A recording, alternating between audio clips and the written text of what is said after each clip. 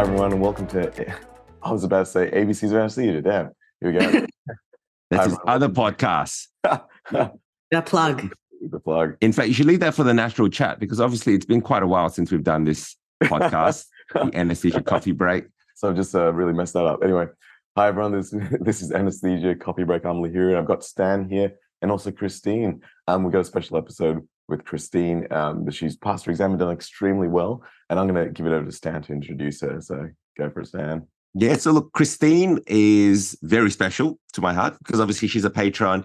And when she joined, she's a mum with kids and she'll tell you her story. And honestly, I did not even know half the story that she went through before she actually set the exam in March. And all throughout the whole process, I always thought that she was, one of the top performers in the exam. And rightly so, she actually scored a merit in the exam.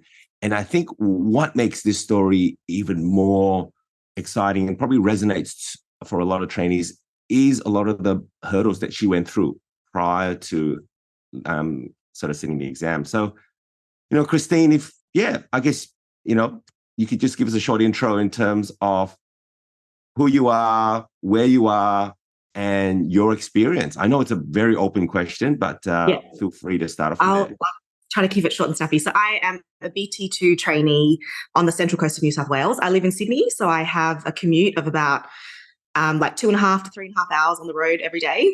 I'm very importantly a mother of 3 children under 7, and I'm also an ex-ED advanced trainee. So I've been around the block a little bit, and as Stan said, I recently sat and passed the Part 1, which was an experience in itself, and I was lucky enough to receive a merit prize. I guess leading up to the exam, 6 or 7 weeks before the written, I fell just wasn't paying attention and fell. I broke my ankle, and then I failed a period of conservative management, and so ended up requiring an ORIF and stabilisation about 4 or 5 weeks before the written component, and had a little bit of a complicated post-operative period, and so lost just a lot of time with that initial injury and then post-operatively. So I would not describe being non-weight bearing on crutches, needing to elevate my leg during the written as ideal, but somehow managed and surprisingly actually did quite well. So I think some of the preparation that I had done leading up to that 6-7 weeks before the injury must have really counted. And I guess even taking a little bit of time off prior to the written to just get my mind right was probably the right thing to do as well. And Christine, having that accident so close to the exam, I know you sort of touched on the idea that you were considering pulling out of the exam. Talk us through that decision process, how you decided, whether you should or you shouldn't. And in the end, you just went, look, I'm just going to go for it. Talk us through what was going through. Yeah. So I guess there are a few things. So I had found at my training network that there were quite a large group of us sitting the exam, and I've always been quite pro engaging in group study as much as possible. It's not my norm. I actually historically am a fairly solitary studier, but I thought with this exam, it's hard to understand the standard. It's impossible to know sometimes where you're at. So at least accessing the cohort to see where you're sitting amongst your trainees that are closest to you gave me an idea of how I was performing. So that was one thing. So I was able to do a little bit of self-assessment across a group. The other thing was these online tutes. I was a Parttime member. I actually joined late. So I joined because of the injury, because I could no longer attend teaching in any form. I couldn't drive. I couldn't leave the house. So I joined and logged into anything that I could online. And that was quite meaningful to me to be able to do that and engage in a way that everyone was engaging. So just being able to access a larger cohort was really useful to me too. And I have to say, I received a number of phone calls after the injury from very well-meaning people, but people that I guess are not super informed, to encourage me to defer my sitting, just out of concern. And I know where they were coming from. They were saying that you don't want to put too much pressure on yourself. You've had this happen, it's out of your hands, and if you need to defer, you defer, and that's fine. And they were encouraging me to take that option. But in retrospect, it was really important for me to rely on a few individual access points who were always very encouraging of me, because I guess in a time of doubt, it's not useful to necessarily access the naysayers. So there were people around me that had been with me the whole way and who knew how I was performing, even when I wasn't necessarily able to assess that myself, who really encouraged me to just sit and just rely on the fact that you've done, 12 months of prep, even regardless of the 6 weeks before the exam. Yep. I think that's the really hard thing. Now, before I get sort of allowed to sort of comment, but I do want to touch on the idea that I think as mentors, even for myself, I do struggle with the idea in terms of, being encouraging, but also, letting trainees know as well that, they've got permission to as well if they want to consider sitting, delaying their sitting. And for me, that's really difficult. And I think it's really interesting to hear your viewpoint. And I think for us, we never want to come across as negative, but we always want to be supportive. We want to make sure that you've got a very positive learning environment. And and Lara, I don't know about your experience and what your thoughts on that are. Actually, Christine, and just so everyone knows, did you do the normal kind of, I guess, preparation that us Victorians would do, which is we should do 9 to 12 months, 20 hours a week, 1,000 hours? Was that the kind of... I did do 12 months, I would say, and I had to go back and count the months to think about this, but I think I probably did 6 months of really proper study. And it took me the first 3 months to ramp up and then 3 months to get my day-to-day life in order to facilitate a full solid 6 months. But I think I did at least 1,000 hours. I would say that I possibly did more. So yes, I did the traditional route, I suppose, yeah. And your kids, having 3 kids, obviously a busy family. What's the structure of how you made all of that work? It's bad. So my husband is a medic as well. So he's doing some, extra fellowship time in interventional radiology. So he's really busy. He's not around. He works well over 1 FTE. So it took me 6 months, that first 6 months, to really find a way with him to just manage, because I have been the primary parent for this entire period, and to relinquish that after, my eldest was 7, to try to give that away with a 6-year-old who's used to a certain standard of living, was hard. So the first 3 months, I just tried to facilitate study when I could. And I think a lot of people need that ramp up period where they get used to sitting down and just hitting the books. And then the second 3 months, I remember distinctly in June or July last year having a conversation with my supervisor training and just saying, I can't find the time. I just can't. A day off in between the drop-offs and everything else, I have about 3 or 4 hours and that's it. And she just said to me, being pragmatic, she just said, you'll just have to make changes.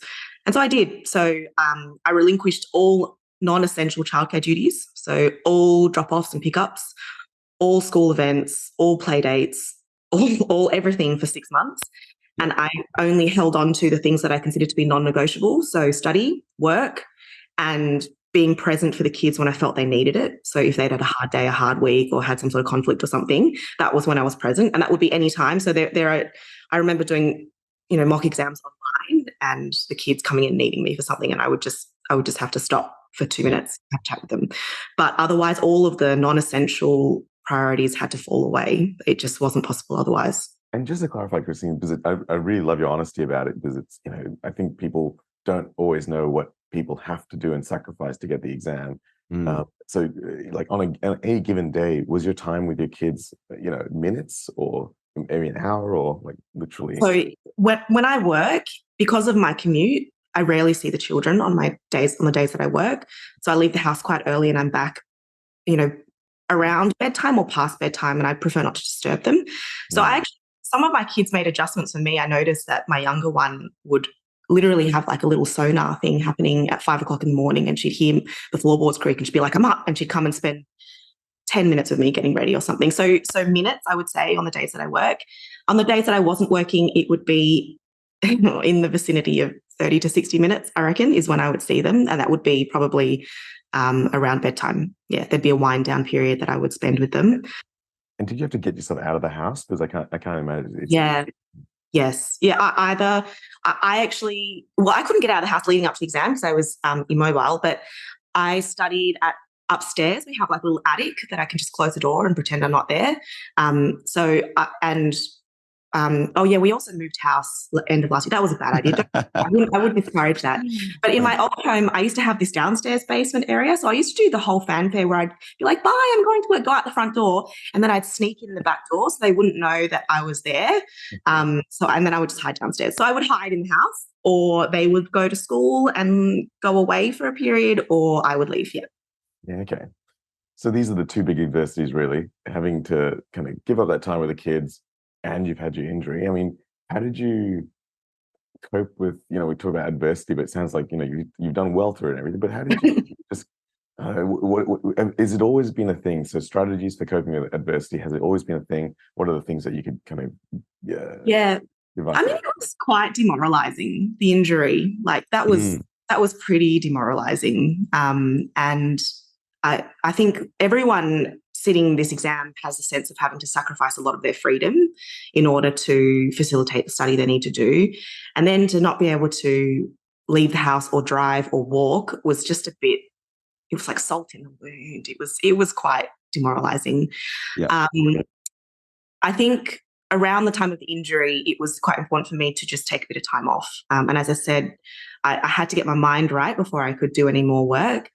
And so I remember sitting in the emergency department waiting for a cast to go on, and my husband was like, just take a couple of weeks off, just take a few weeks off, get your pain under control, get yourself okay on the crutches, and then get back into it. And I was like, I can't take 2 weeks off. I can't. That's not a thing. How dare you? But I did. I probably took a full week off where I didn't do anything. I didn't touch anything. And I just lay horizontal and put my leg up at 90 degrees for a lot of the day and watched a bit of TV. And I needed that to get myself back into a state where I felt able to tolerate just content. Yes. The other thing that I think I had to do was to identify ways in which I could study effectively, because I have to say, after the injury and then having ORIF and then not having a good, all of that was just like, it was a bit of a beating to morale. And I found it quite hard to sit down and just absorb information in the way that I had been doing. So I thought, and I found the most efficient way for me to study was to do very active forms of recollection in short bursts. So some days for me, that was like literally printing out 15, like generating it on Mac 95 and printing out 15 questions and just doing reading time like 6 times and seeing 15 times 6 and just doing that. And then having a quick read through the questions that I struggled with and just saying that'll do, like, and I couldn't do any more. And the other things that I did a lot more of was I did more past papers, because sitting down for 2 hours or 3 hours and just writing and just having to focus that period and then spending, a leisurely whatever reviewing it. Those are the things that I had to do to just gear my mind up. And I think that, everyone goes through ebbs and flows in their study. There are periods of high motivation and low motivation and productivity and, low productivity. But I really think that the high intensity, active recollection, short burst study was very important for me during those low productivity periods, and particularly in that sort of few weeks before the exam. That's really good advice, especially now with the training actually leading up to their exam. They're probably about a week and a half away. Christine, I want to touch on the point where, your lowest point where you felt quite demoralized, and probably, I guess, the outlook in terms of, your thoughts were, oh no, some of the thoughts I'm sure you're going through is, will I pass the exam? What's going to happen? Do I need to delay? And talk us through, like, was it a gradual upside in terms of, sort of that, look, I can do this? Or was there like something like a moment where you went, look, at the end of the week, you're like, look, that's enough. Let's get going. Like what was it? I think it was a little bit of the second one. I had a week and then I just went, okay, well, I better get started. I better get back into it. And again, sitting down and trying to do what I had been doing and it not working, like that's quite, what's the word? Alarming, isn't it? 5 weeks ago, oh, wow, I cannot do what I was doing. And I had this feeling before the injury that I was really ramping before that 2 months before the exam. I felt in myself that I was really ramping up to the exam and that I was on kind of a good trajectory. And then, that all just had to stop. So that was a little bit of an adjustment mentally and cognitively to just go, well, I cannot do what I was doing. I'm just not not getting it. And just having to switch modalities in a way. So there was a bit of that, oh, look, it's been a week. That's enough. Just get up and do something. It doesn't have to be the same. It doesn't have to be perfect, but it has to be something. And again, after the ORIF, and then I spent a couple of weeks like in bed after that. I wasn't very well. And so I got out of bed almost for the first time 2 weeks before the written. And I just said, I just have to do something, just something. And so I did. And what can I ask you, what motivates you? Because, this requires that, I guess, that inspiration to sort of go, right, I'm doing this, I'm changing this because of, whatever reason. What motivates you? What drives you? I think I wish I could tell you something inspirational, but I think for me, sometimes a little bit of that fear of failure is a real true motivator for me. I don't want to fail. I don't want to feel dumb. I don't want to look bad in front of people. All of those things that everyone experiences, I think, motivate, and some of that imposter syndrome, it motivates me heavily. Yes. Just wanting to appear successful. And that's not necessarily a good thing, but it's a real thing. It's a real thing. I 100% agree. And I feel it. And even Lara and I talk about it all the time. And the other thing is the kids, like the family, they've given up. They had given up a lot for me, 6 to 12 months of change in routine, change in expectations, almost complete absence of me. I didn't want it to be for nothing. And it's not to say that if you don't get through the exam, it is for nothing. It's not at all. Like that preparation is very important, and it gets you ready for the next go. Do you know what I mean? But I just, if I could do it and not have to put them through it for another 6 months, that was the choice that I made. Did you float the idea with them? Yeah. There was a possibility. And what was their response?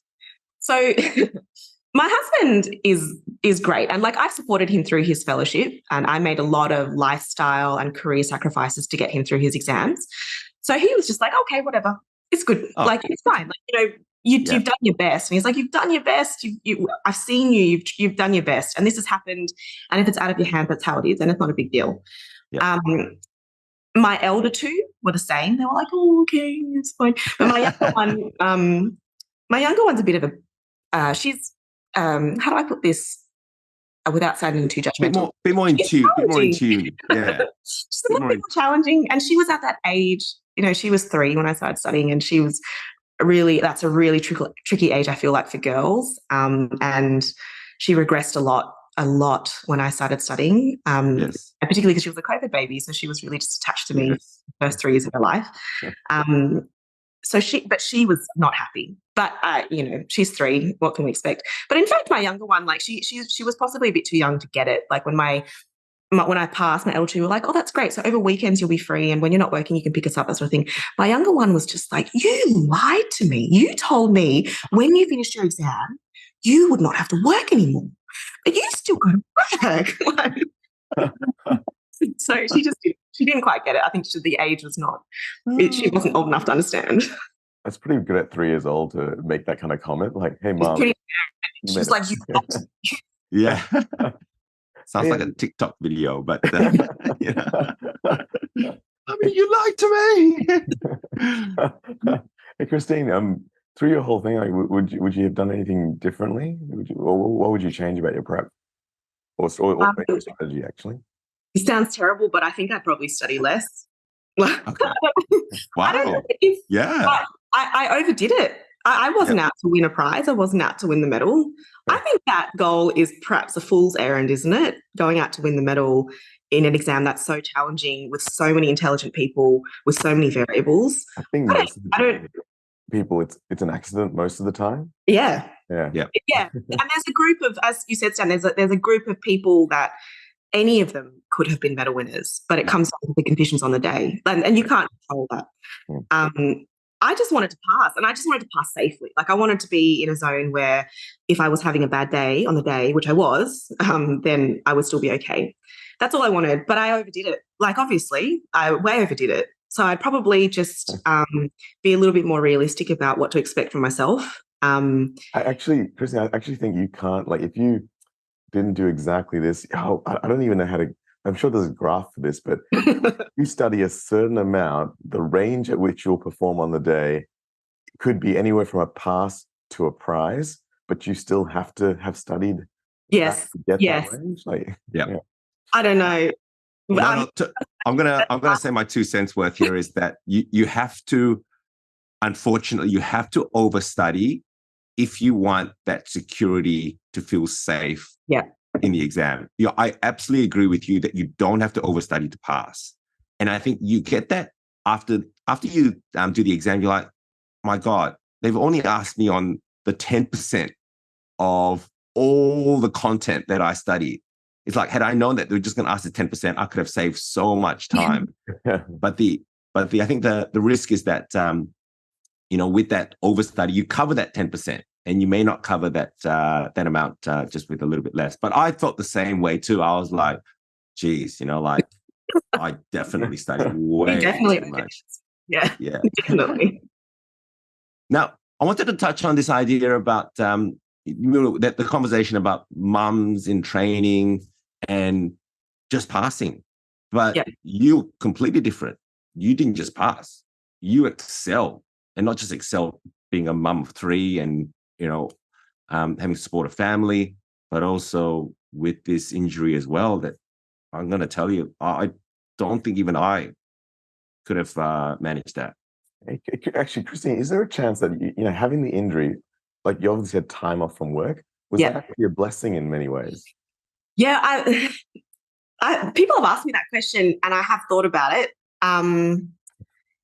Yes and no. So no, because I lost a lot of, genuinely, I lost a lot of time. And I think that on a scale of no injury versus injury, I still had less time to study than if I had not injured myself, because I was, as I said, I was ramping, you know what I mean? I was in the zone, I was getting ready. I had planned out my last 4 weeks. I was on the go, right? But I think the injury definitely reduced the amount of study that I was able to achieve significantly in that last 6 weeks. But the flip side was I could not leave the house, which was very sad, but I was always there. So when the kids woke up in the morning, I was there. When they went to bed, I was there all the time. So that was actually, I think, quite nice for them, for me just to be physically present a little bit more, and to not have to be in and out of the house with work. But in terms of study, no, I think it was a downer. Yeah. Yeah. And I can't imagine, after the operation and with the anesthetic, obviously you are living proof that anesthesia does not affect your memory either short term or long term. I'm going to clarify. So I did something. I requested a plain spinal.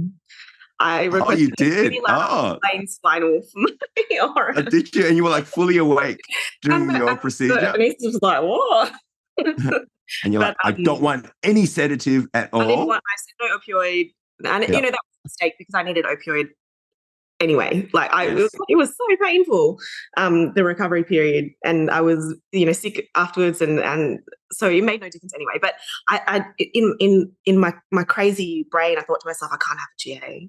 It's gonna wipe away all of that stuff right up here. That's all. It's just stuck here very delicately, just for pre-exam. But no, I ended up having crap loads of opioids anyway. Right. So I was going to say, it would have been really funny, during your case, you'd be like, can you please ask me some physiology and pharmacology questions? There was a moment where I was just looking at the monitor, just absently, out of habit, watching my blood pressure change with the spinal, and the anaesthetist grabbed my face and he goes, "You're not an anaesthetic reg today, and I'm a private anaesthetist that doesn't work with registrars."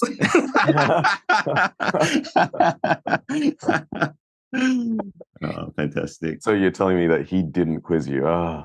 He did not quiz me. But I mean, for the bill that he charged. Yeah, I mean, he might as well have given me some teaching. How selfish. But let's go back to the conversation about that conversation about just mums in training, and I think our expectations, or the expectations that were laid on yourself, and how you felt and how you managed them. Yeah.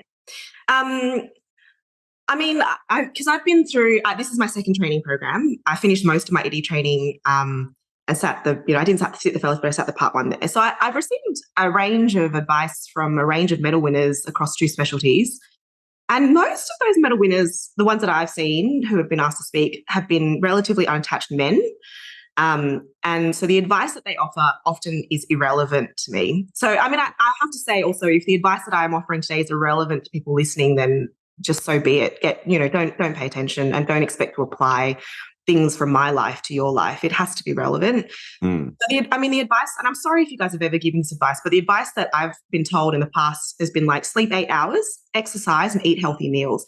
And I'm like, what? That's not a thing for me. Whether or not I'm studying or working, or it's not a thing. I can't do it. Yep. It's not manageable unless you have, permanent alternative childcare options where essentially you get to be relatively unattached for a good period of the day. It's not a thing. Yep. So I kind of feel like sometimes the rhetoric around mums in training is that you just have to survive, and mums are just getting through and just scraping by and just managing with, low standards and whatever it may be. And the other thing that I have been told covertly and overtly through my time across the training programs is that people that work part-time are never as good as their full-time counterparts. And you never reach your full potential. And those words have come out of people's mouths directly to my ears, that I will never reach my full potential working part-time. And I don't work part-time at the moment. And I, in fact, have not a lot of interest in working part-time anymore because I just have been a registrar for a while. But I did work part-time a lot through my AD training to facilitate my husband's career. And I just don't believe that to be true. I mean, I think the rhetoric that mums can only dream of surviving training is far more common than, as you're saying, Stan, the rhetoric around mums being able to excel. Certainly being a parent in anaesthesia, but in particular in other aspects of critical care, I just think it makes you a much more compassionate, as for me, it made me a more compassionate and a more understanding physician. It made me a more holistic provider of healthcare. And that's not really talked about. It's kind of just talked about how if you work part-time, you've got to facilitate more of the after hours and help out your full-time counterpart, then you're not going to be as good as that's just... It is upsetting. It is upsetting to hear that. And honestly, like in terms of some of the responses that I give to a lot of my trainees who, are finding difficulties in terms of getting through the exam, is to actually go part-time. And I think they've still got a lot of value to add to the department and to the profession. And I certainly don't think anything, and I think that needs to change in terms of, the way that our cohort views. And hopefully that is, as, the generation that replaces the ones that have previously gone through that, have viewed the, through the lens that everything needs to be done full time. No, like things are so different nowadays. You would never expect, someone like yourself who's gone through all those things to excel in this exam. And I think that's what we need to encourage, and that's what we need to continue to develop. And I think we need to create supporting environments that allow, people like yourself and others to really flourish. And I guess, for yourself, like you never went part-time prior to the primary. So I'll qualify. I did not work part-time, but I did do one thing for a term where I took my ADOs and also took 4 days of annual leave, but spread that out across the term. So I took 1 day a week, like here and there. So it worked out to be maybe 0.8, I reckon, if I counted all my shifts up. But it was, I don't know, is that part-time? Maybe it is. But I did that. That's a great idea. Yeah. So I just think that's a really good idea. The roster, if I could please take all my allocated ADOs, and if they wouldn't mind, if I could just take this day, this day, this day. And I just took 4 days across the term. And it just, because I commute quite a lot, it saved a lot of time, like just, not having to commute for that 4 extra days and those 3 extra ADOs or whatever it was. It really created a lot of time for me. So I did do that for a term, and that was really, the department was really, really good about doing that for me. And I think that's a good idea if people don't want to, drop their contractual FTE down, just doing something a little bit fancy with the roster. It was really common in ED, like really common for people to do that in ED. But it doesn't seem to be so much a thing in anaesthetics as far as I've seen, but I think I don't see why it shouldn't be. Mm. But yeah, so I guess, yes, in a way I did do a term semi-part-time. Christine, just quickly, was that you took, like, everyone works there for, was it 46 hours or whatever, 43 hours a week? Do you mean you took a annual leave day every week? So yeah, because we get the allocated days off in our entitlement in New South Wales. Is that the same in Victoria? I mean, I don't know if we call it allocated days off or whatever. It's kind of, I'm not sure exactly what the equivalent would be in Victoria, but in New South Wales, I think every month when you work one FTE, you get what you call an ADO, it's an allocated day off, and they don't accrue and you must take them. So we get one a month, so in a term you get 3. And then I took 4 days of annual leave, but I took them individually in a certain week. And so that was 7 days off across a term. So it's about 1 day off a fortnight. So it's kind of like it just reduced my working days because we have a 4-day working week, from 8 to 7. And I found it really helpful. Really. And you still had some annual leave at the end of all this anyway.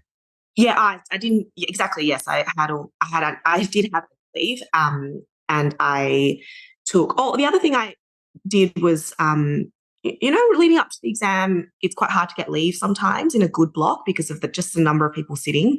I took some study leave in advance. So I just tried to take it like 3 weeks before the exam or 4 weeks before the exam and take a week off. And then it meant that I didn't necessarily need to have that time off before the exam. So I just tried to communicate with the department about what my needs were and how we could make that happen. I guess the other thing that I would encourage people to do, just on that note, would be that feeling of being very, like non-present when you're on the floor because your mind is just with. Yes. Yeah, like I think that's a very real thing, and I'm sure consultants notice as well when your trainee is just off with the fairies and really isn't there. I used to just have that conversation with the consultants, like, "Hey, look, my mind is elsewhere, and I'm really stressed about the primary. What would you like from me today? Like, and is it possible for me to get some study time?" And most of the time they were like very happy because they don't want to facilitate a trainee that's only like half present and is going to potentially erroneously give a certain medication when they shouldn't be. Like they're very happy to facilitate that. But I think, just having that discussion with my rostering fellow and the consultant I was working with day by day, and also the admin person in our department is amazing. They work together to try to facilitate what I wanted, I think. I think everyone understands, the time and the trauma invested in trying to get through the primary. So I absolutely agree. If you have that conversation with the consultant, they'll often be very, very understanding. And I know that a lot of them will actually allow you to give, some private study time to get that done. Yeah. Did you have a lot of after-hours commitments leading up to this exam or prior to the accident? Yeah, just the same, just the after-hours commitments that are allocated to me on the roster. So, my share of weekends and nights, which is not I work in a really nice department that tries to not overload you, so it wasn't too much. And they were very understanding that prior to the exam, they tried for everyone sitting to not give them too much after hours. So it was good, but it was just the share as per the roster. Yeah, I think that was the really big challenge. I think for a lot of the registrars leading up to the exam is the after hours commitment. I think speaking to a lot of them, there's obviously that hospital requirement that they do need to service a department, but at the same time, understanding that it really does, I think, affect the way that, your rhythm, your routine as you sort of approach the exam. It's a hard one. I wonder if there's, with a flexible department, like some people love studying in the morning, other people, don't mind studying in the evenings. If you could pair up with the right people, the roster, the roster that you want. I'm sure there's a job share the shifts. Yeah. Must be the way. But Christine, I think to me, I feel like the real game changer is the fact that you got the supports and the negotiation around caring for your kids. Like it's almost like it feels like that's something that maybe ideally you could have even planned it 3 months before your start. Like just all the logistics of that seem really difficult, and maybe that's the mums that we talk to who have got the exam. Essentially, they've done what you've done, which is it feels brutal to have to just let go of your kids for that long. But I mean, how do you even make that work and then get your mind around that? It sounds so difficult to me. So I mean, it's an ongoing source of friction, isn't it, in a household, that the division of household duties and childcare, that is, and that will never be different. I think it doesn't matter whether you're studying or not, that is a source of friction. So, I mean, childcare, I will say, is not simply the task at hand, but there's a lot of cognitive load that goes into running a household and planning, you know, a month for children.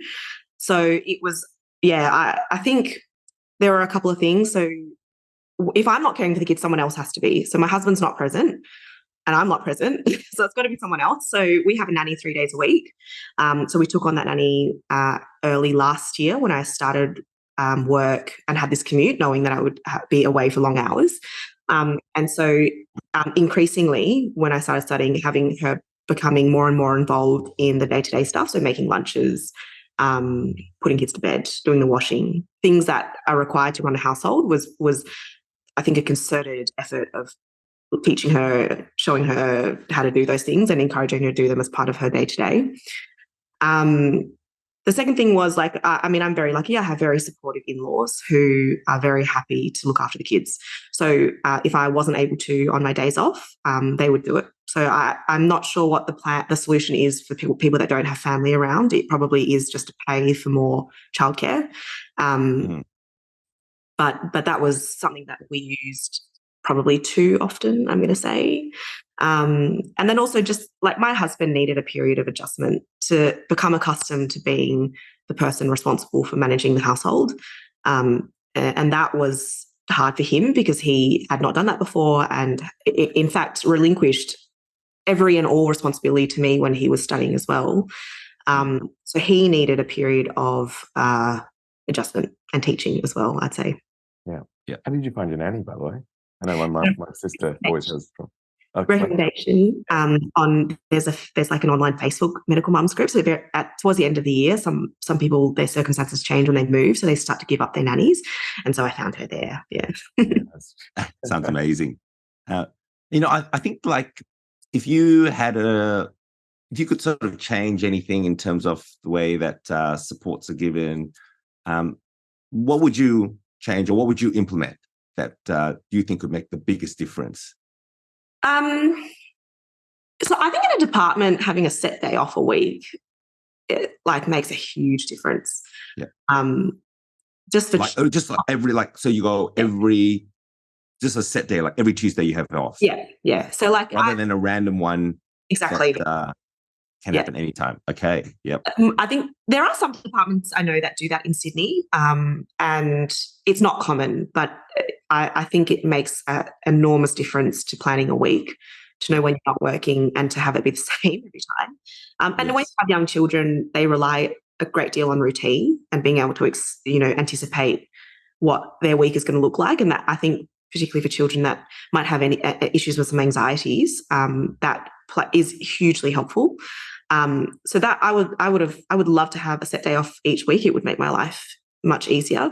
I know it's not always possible, and I think particularly for smaller hospitals that's quite challenging, isn't it, to facilitate a set day off a week? But it would be good. Other stuff, I think I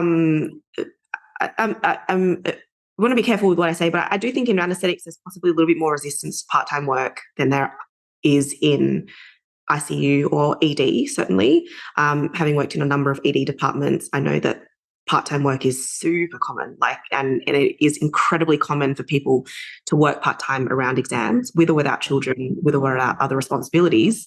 That's just very commonly an option that people take up. And it's hard-pitched, and it's not, there's people don't bat an eyelid when people go part-time on exam. That doesn't seem to be a thing in anaesthetics, at least not in New South Wales. Not through training, I agree. And I 100% agree with that. There are these enforced restrictions, aren't there, about how much time you take to complete the training? There are restrictions, and there are also in ED. I know that there are restrictions about the total number of periods of time you can take, but it's usually quite long. It's 10 years or something that you can take in total before you run out of time. So the only people that I know have trouble fitting their training into 10 years is if they've had multiple children and multiple people on maternity leave and then worked part-time for a period when they came back to work. So then it becomes a little bit tight. But I think if you're getting through your training and you want to work part-time for 3 months before the exam, and it's going to facilitate you passing so you don't have to put everyone through it again, that would be great. I do think they've always obviously got this thing about, they want you to have focused time through a period of time to be able to, I guess, have get this best trainee kind of concept. But I guess the thing is, the impression that I get is that if we just went towards workplace-based assessments, really good ones, not just token things, then you could see how much time a person needs. Really, you can be flexible for the individual. If they're working part-time and they're not performing well, great, they need to be more than part-time. But if they are working perfectly fine, then why not let people do whatever they need to, as long as they're progressing well. Yeah. Mm-hmm. Yeah, I think it's time that we want some fun questions. Yeah, that's good. So, Christine, what do you reckon your most influential book let's start with that one. Oh, I'm not much of a reader. This is a terrible thing to. Better yet, most influential TV series. Oh, that you watched. I don't watch a lot of TV, but I've recently watched Bear. That's amazing. Bear. Amazing. You haven't seen it? No, is it on Netflix? Yeah, it's on Netflix. It's amazing. Go watch it. That's my reco for today. Okay, right. I think my most influential book, I'm not people that just read because they love reading. That's not me. I read and I enjoy a piece that I'm reading. But there's an essay that I read when I was in uni called The Duty of Civil Disobedience by Henry Thoreau, I think, and it's just like a really interesting, progressive piece of work that's been used in discussions of slavery, civil disobedience, existentialism, socialism. Like, it's interesting. I haven't touched that in some time. But influential TV series, there's a real fun one called Working Mums. Oh, yes. Yeah, that was fun. I watched that when I was when I just loved that too. Yeah, that was nice. Okay, how about if you could have dinner with any person, living or past? Yeah, I would have to say I would love to sit down for a meal with my late younger brother, Edward. But if not him, probably the poet, William Butler Yeats, the Irish poet, just because he feels like a bit of a loose unit based upon his poetry. And I think it'd be just exciting. And that resonates with you, Christine, Just be just a one-off. I wouldn't want him living with me, but just a one-off dinner, it'd be quite exciting. Yeah, just dinner, a short dinner, but you can out the door. Yeah. Maybe a coffee, and then if it goes really well, go. Yeah, and then we're done. No more. No, that's great. Hey, Stan, so that's been about 45 minutes. I reckon that's about. I know, it's an amazing conversation, Christine. Like, I feel like we could just be chatting here for the next hour, and just your insights and your life journey. There's so much to learn from. And, I just want to really thank you for opening up today and, sharing your thoughts, your experience, your wisdom. And I hope that some of the things you've said really resonates with me. And I hope that we can all sort of listen in, and as we continue to evolve and make sort of positive changes in terms of the way that we support our trainees, and I think just support doctors and people in general. You're a true inspiration. I can't tell you how proud I am and how happy I am. Thanks, Stan. With how well you did. And I think that really is a reflection of you as a person. I have to mention one thing. I used to laugh with a friend of mine when we tuned in for the Patreon tutes that Stan would always offer these affirmations at the end of, or without fail, the wrap up of a tute is just Stan Tay giving affirmations, essentially like that. You can do it. You're all amazing. I believe in you. And I used to say when I first tuned in, I was like, how does he know that? He doesn't even know me. How can he offer affirmations to everyone?